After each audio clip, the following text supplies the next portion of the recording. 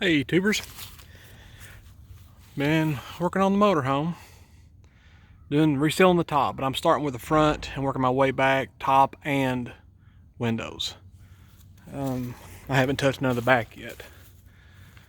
I've already resealed this window right here, and I just reused what they originally had was butyl tape, putty tape, scraped it all off and, replaced it with some new butyl tape, which I have some here, as you can see.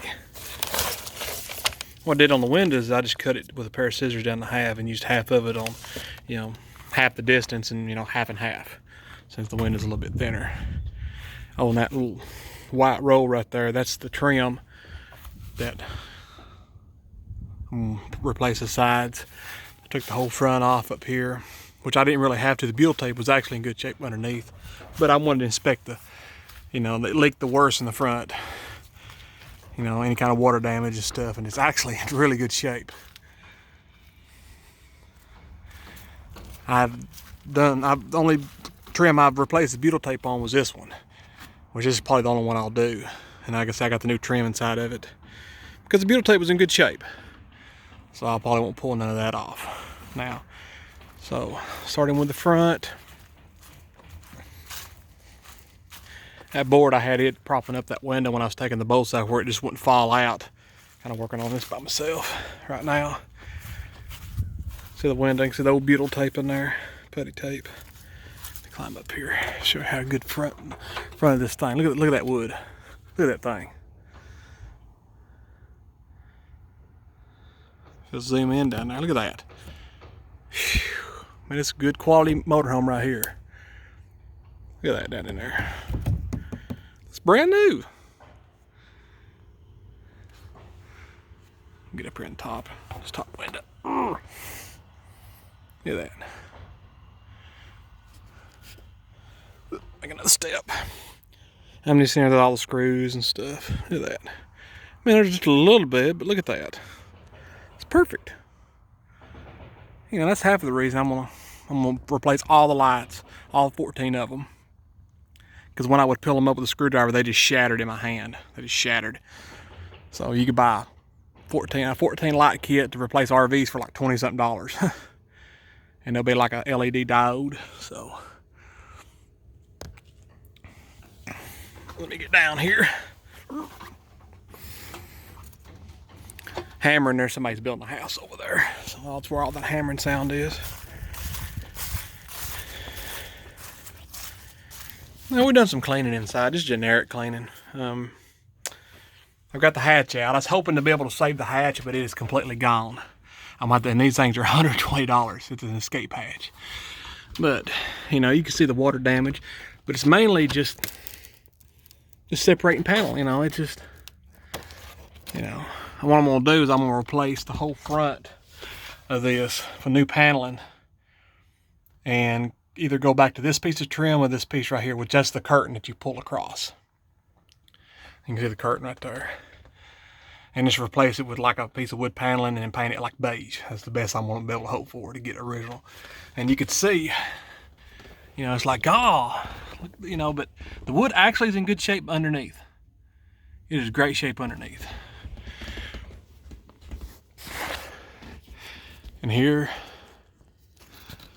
I don't know if it'll zoom in or not, but it's not bad. It is not bad. It was a little bit of wet. It was probably about this far in wet the last time it rained. And so,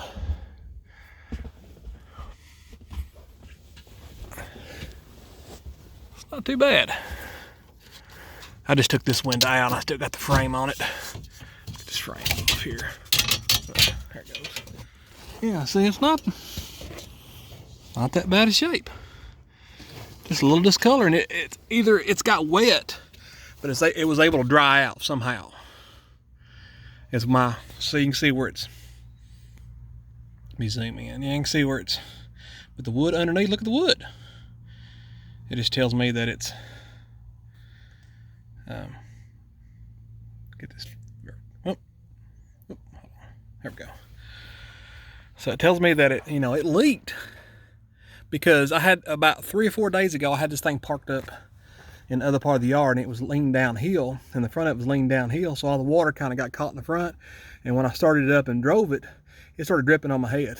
Tell me it was leaked pretty good, but I mean the wood is actually, for what kind of leak it had, it just was able to dry out.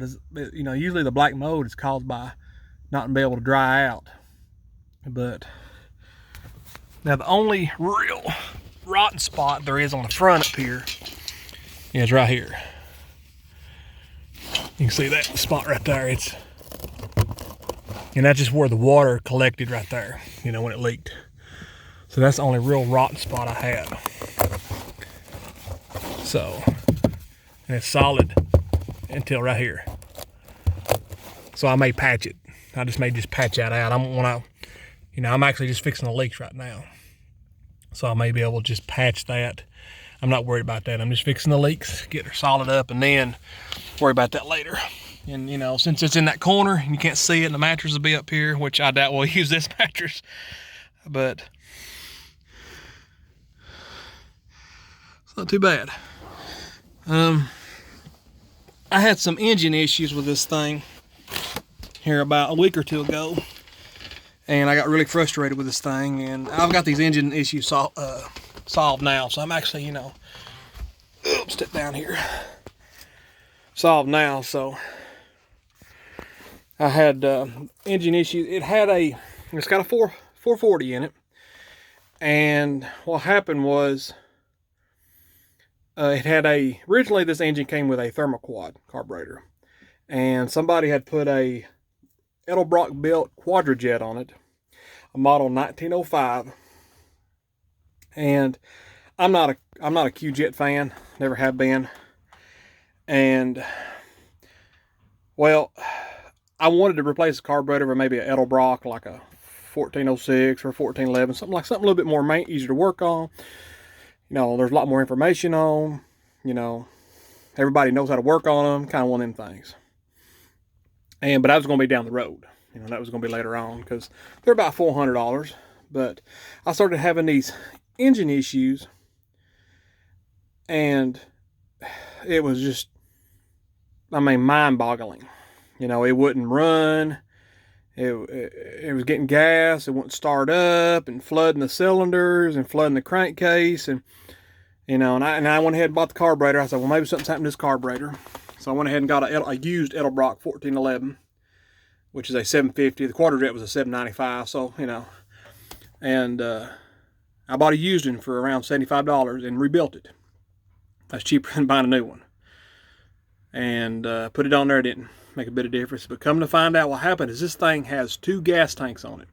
It originally only come with one from the factory, and somebody later added on a second gas tank. They took away from sort. Let me point it out. Let me go outside here. Right here, there's a little bit of storage. Originally was right here, and somebody done away with it and put a second gas tank in there. And there's so that's not original. Ooh, point at it. That's not original. So that's the second gas tank. The original gas tank, you know, obviously is right here. And what they did is they hooked a solenoid up that was activated by a switch to, you know, either pull from this tank or the other tank. And it is right here, A&M. Well, at the time when I bought this thing, I didn't know what that switch was for, and I traced it. You know, found out that was the solenoid that switched between the 2 tanks. Well, there is no gas gauge on the later added on tank. And all it did just, you know, and I thought, well, that stood for main and that stood for auxiliary. So there's the main tank. I flipped the switch to main, and believe it or not, it started pulling the old gas, because I never put no gas in it. So they'll tell how old the gas is that was in that tank, because it had maybe 4 or 5 year old gas in the main tank because it'd been sitting for 5 years. And I was able to, you know, put 2 or 3 different tanks in it since then, you know. So it pulled from the second tank, and I couldn't believe it. I couldn't, you know. And how I discovered it is I decided to, pull from a jerry tank, because the gas, I noticed the gas was looking a little real yellow and orangey. So I decided to, hook up a little jerry tank right out here, hook it up to the fuel pump, and pull from that, and it started running good. Well, it actually was backfiring when it ran, and I'm thinking it was just so saturated with the old gas that it just took a while for it to clean up. and it just started running better and better and quit backfiring. And I actually had put the old quarter jet back on there because I was trying to still troubleshoot, and I got rid of the quadra jet and put the Edelbrock on there, and it runs great. And I've done some, you know, some calibration jetting on it, bought a calibration kit, and so far it runs good. You know, it's got new tune-ups, got new plug wires on it, and Motorhome runs good so far. So this is where I'm at. And you can see, this is the only window I've actually reinstalled. You can see some of the putty tape is squashed out. And I'm gonna try, what I'm gonna do is I am going to get rid of some of that. You can see where some of it's just, you know, didn't squish out. Well, it didn't have as much on there. And I'm gonna get rid of that so I can replace it with silicone caulking, you know, where to get a good seal, and then put all that trim back in there. But that's where I'm at so far.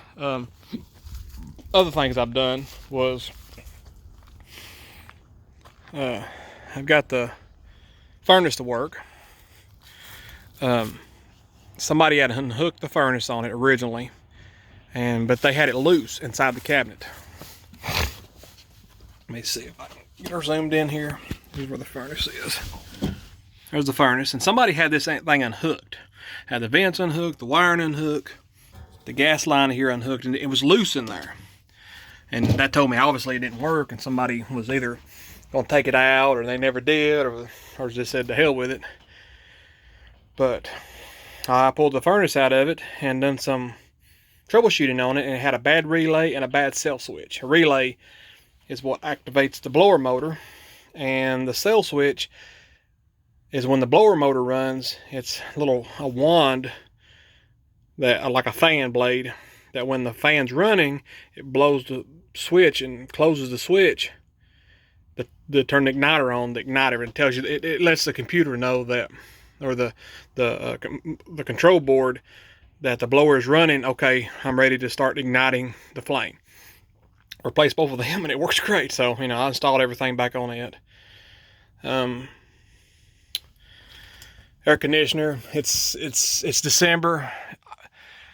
I've got it, I mean, it runs, but I can't tell if it's blowing cold air or not.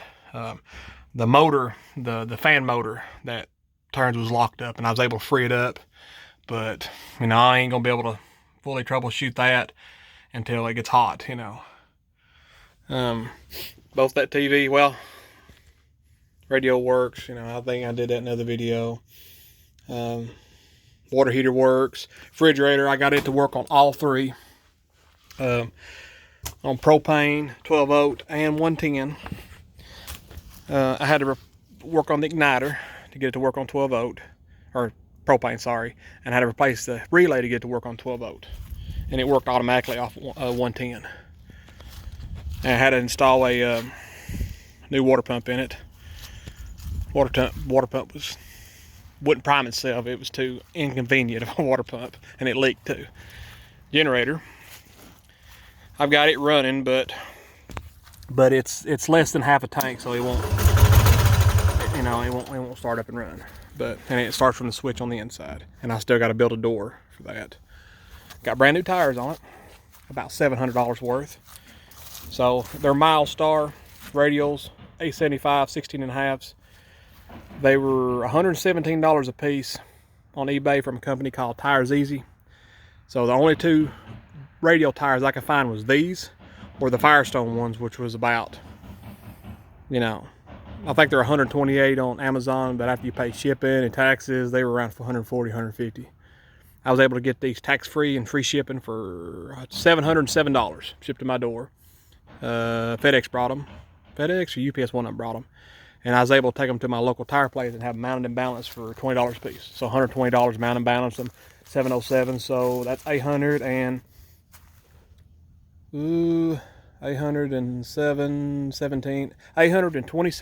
for a new set of tires, complete.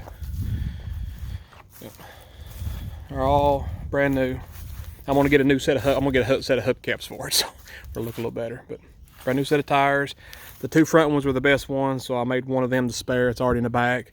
And then there's another front one, which was The two front ones were actually in pretty good shape. So they were 05 tires, Mastercraft, but you know, I'm gonna try to mount this somewhere in the camper, either underneath or on top. So I'll have the spare in the back, and then I'll have this. So if I have a blowout, I can replace it with a spare in the back, and then have another blowout. I can just have this tire mounted on one of these wheels. You know, I just didn't want to change over to 16 or 17. I just didn't. You know, because you had to have coin wheels. They were coined in and out. Means they would go coin in and coin out, coin in. You know, every other lug was coin backwards. I just didn't. You know, just put a brand new set of tires, not have to worry about it. That's the trim for the front right here. It's bent where I've had to pull it off.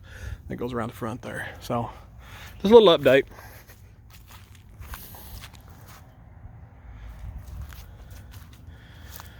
I'll try to post another little update when I've got a little further or something else on it. But thanks guys, thanks for watching.